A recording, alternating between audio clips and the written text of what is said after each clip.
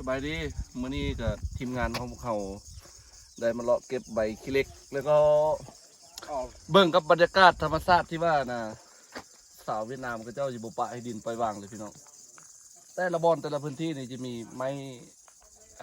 กินมากหรือว่าเป็นแหล่งรายรับของกระเจ้าหมดเลยถือว่านี่ก็ใช้ดินนี่เป็นประโยชน์หลายอยากให้พวกเขานี่เฮ็ดแบบนี้นี่เด้อบ้านเราเอาบทเรียนของเขาไปใช้เพราะว่ามันต้นเฮินหลายพี่น้องมานี่นะเลาะชมทิวทัศน์ธรรมชาติบ้านพระเจ้าว่าก็อยู่อย่างที่นี่มันจะเป็นเอกลักษณ์แบบบ้านทุกๆบ้านนี่มันที่มีส่วนเบิดความดุมั่นของพระเจ้าเนี่ยพระเจ้าจะบุปะดินให้มันเป็นดินประวางเขาจะเฮ็ดให้ดินทุกพื้นที่ของดินเนี่ยมีสวนหรือว่ามีกิจกรรมในการปลูกเจ้านี่ร้ายอันนี้ก็จะเป็นสวนกาแฟเปิดสวนกาแฟไปเบิดเลยมาตัวนี้นะต้นมักลำไยมักมันนี่งามทางไปนาแล้วนี่ขนกีดđã tiếng Việt ơi một chút ai tiếng Việt được một chút ấy. Được ít thôi tiếng Lao có tiếng Lao nhiều có người Lao Việt mà tiếng Lao thì ít thôi ít hơn ấy.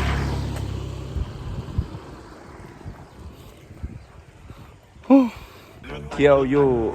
ở đóชมวิวอยู่อ่ะนะอย่างก่อนอันนี้เขาเป็นบ้านเลยเลาะเบิ้งก่อนไหม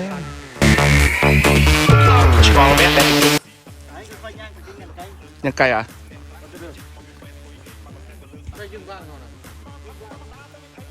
เป็นเรือนหุบทรงเก่าโบราณโอ้งามเลยสไตล์คนลาวเนาะ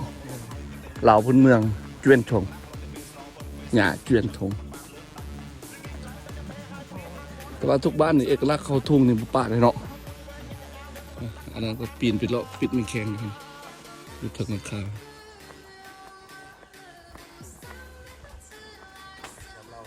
ฮะ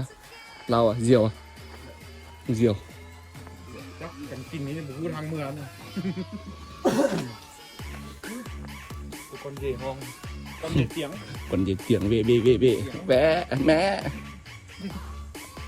โอ้งามหลายพี่น้องเส้นทางโอ้เขาก็ปลูกพักหลายเนาะทุกเรือนนี่นานพักบ่ค่ะเดี๋ยวส่วนกาแฟอะไรนะส่วนกาแฟอันนี้กาแฟกินค้นนี่กินฟันโออ่ะđây là cà phê đây là cà phê à đây là cây cà phê quả cà phê cây cà phê cây cú cà phê mật khửaพี่น้องโอ้ đây làหน่วยกดจ่อโอ้หมักทุกเงินพี่น้องสังเกตความดุมั่นของเจ้าเด็กกับธรรมดาเลยมันจะมีทุกเรือนเลยส่วนจำจี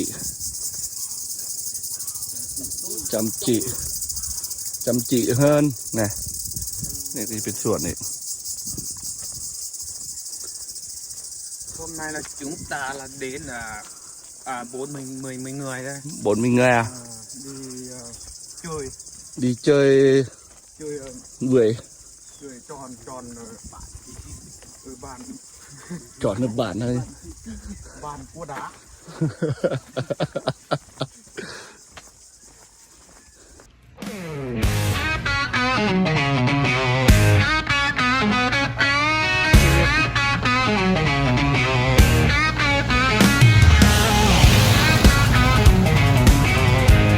xe ô tô bán hàng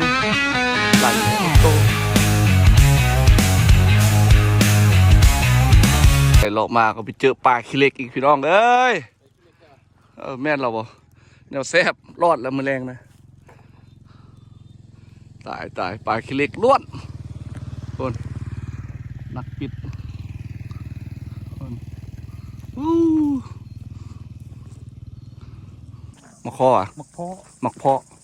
ตัวมักเพาะ มักพอตัวเขายิงมักกระโพกอันติ บ่มักมันจะเป็นคือเมาหัวใจทางกินนั้นมันเป็นเหลือง เออ ๆเมาว่าง เมาว่างสีเหลืองเนาะกาแฟละเมาดอเมาแดง เฮ้ยเมาแซง เมาแซงเนาะ เมาแซงเลย จีนละเมาดอเนาะสุก จีนแล้วเมาว่างเหรอ เมาว่างอ่ะ โต๊ด โต๊ดอ่ะ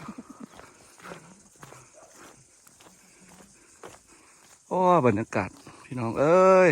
บ้านเขาดินแต่ทุกที่ทุกบอนอันนี้ก็ต้นหมากมันพี่น้องนะซ้ำชิกินแต่เขาบ่ให้กินนี่นะของเขา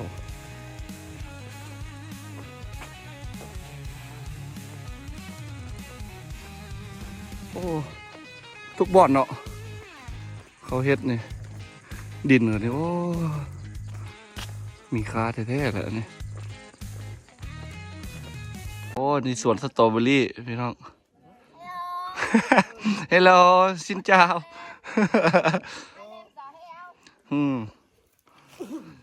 เนมละซอสเพชร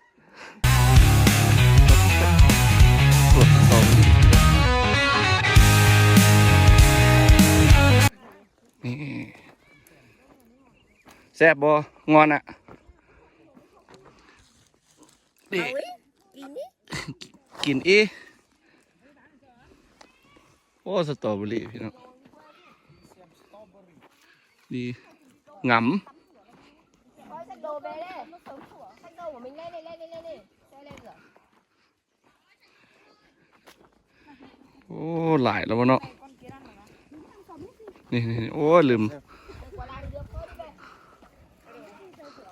เลี้ยวมาได้ไหม3 คนนะหนึ่งเอ้ยเฉพาะ Phải đâu, phải chưa? โอ้ย4อีก Thôi đi về, xách lên, xách lên. เบิ่งผลิตผลหลายเต็มทงเลยคนนะความงามเนาะ อยู่ในนี่ก็มี ไงก็มีอันนี้แหละต่อ แม่ต่อสตรอเบอรี่พี่น้อง โอ้มืดเลยนี่น้อง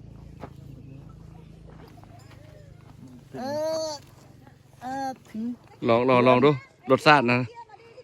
รสชาติได้เบิ่งได้ดูเ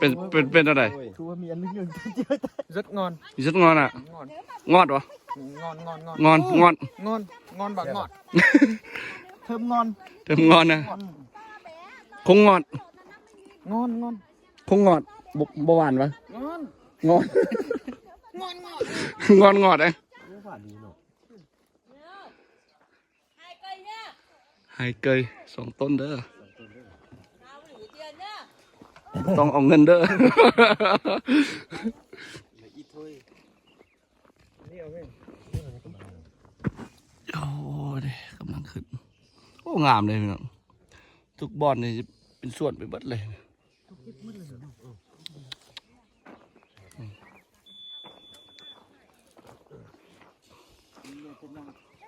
พูดมากใหญ่ๆก็มีนะ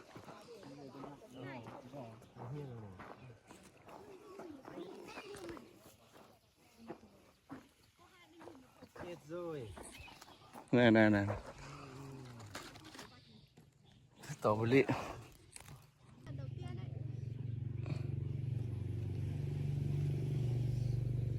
có năng lượng สัตว์ปลุยคุย ăn một cua là có năng lượng ก่อนน้องเหลืองอ่ะ năng lượng sức khỏe đấy ขวแม่งเยอะ ตันคืน ตังเกลือ có รถข้าวบองเจียน Chạm rồi mà. Chạm rồi.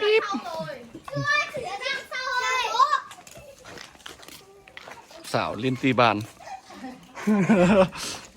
เจอดิโอโต้เอ้ย แจงโอโต้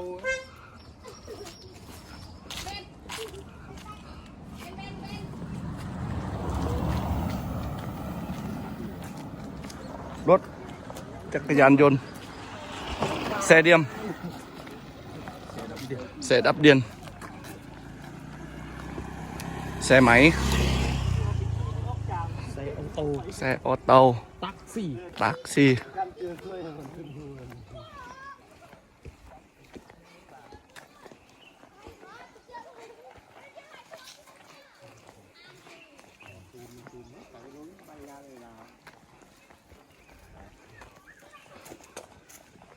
ประตูเห็นงามเนาะมองเยี่ยมโอ้หมักถั่วพี่น้อง